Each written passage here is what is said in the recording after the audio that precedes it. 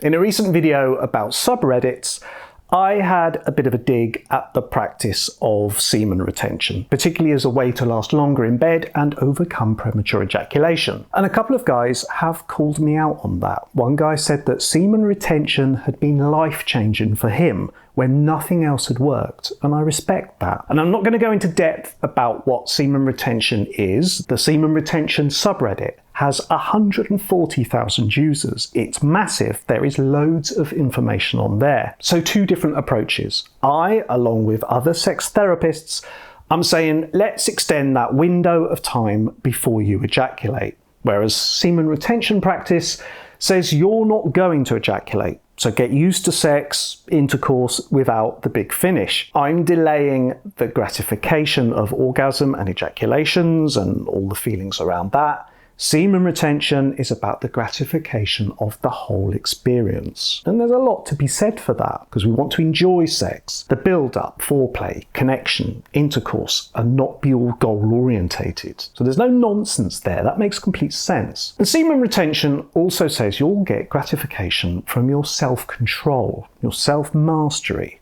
and you'll get immense benefits from not ejaculating. Better health, more focus, more energy in your life. Now, I think this part might be a bit overstated, but if that's what guys get from retaining, then what's not to like? So here's my case for coming versus not coming in a nutshell. I could probably rephrase that. There's the benefit of round 2 or round 3. If guys ejaculate quite quickly the first time, they tend to last longer if they go again.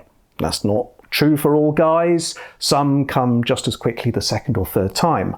And some guys have a longer refractory period, maybe if we're a little older, and round 2 isn't really an option. That's also true. Semen retention is hard work, in my opinion, and I think practitioners would agree with that, but they would say it's worth it. And becoming multi-orgasmic, that's really hard work. So many guys have got a copy of this book somewhere, and they never managed it. And I've got another video about why that is. Some men can do it, I know, but I'm not sure it's doable for most of us. Research says that ejaculating is healthy. It can help reduce chances of prostate cancer, for example. But I agree, such research tends to be overstated as well.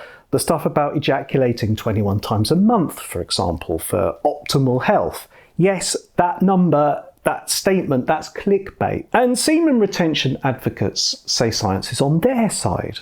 And there are some studies saying that you'll enjoy higher testosterone. But again, these are small studies and they are overquoted. But I'd still come down on the ejaculation side of the fence, and I could rephrase that too, probably. There's the stress and pressure of semen retention. Dealing with premature ejaculation can be stressful enough. And there are posts on the semen retention subreddit. Help, I've failed, I've broken my streak, I've been really weak, etc. I just think being part of a community, a movement, has motivational benefits.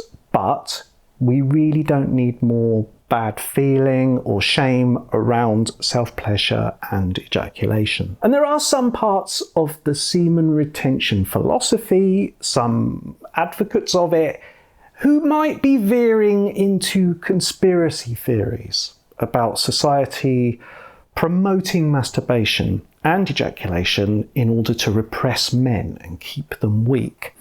Or theories that women are subconsciously more attracted to men who haven't ejaculated for a long time. We could probably disprove that one quite easily. These might be fringe benefits, I don't know, but they are nonsensical to me.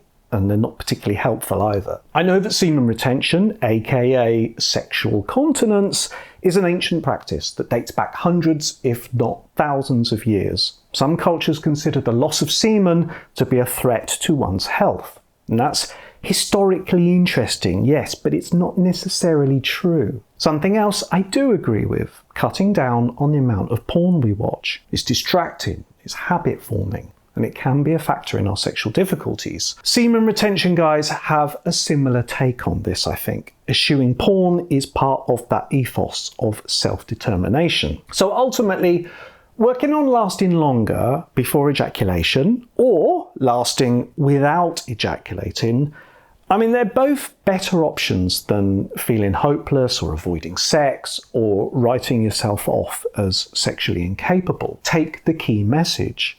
The ejaculation, intercourse, your penis, it's not the be-all and the end-all of sex. Take the pressure off intercourse. Think about sex more creatively. And your body can do more and soak up more intense sensations of pleasure than you might realise. And if you practice semen retention and you're a fan and it works and I've missed something here, do let me know in the comments. Am I total nonsense? It's all up for debate. Thanks to the guys who contacted me about this, and thank you for watching.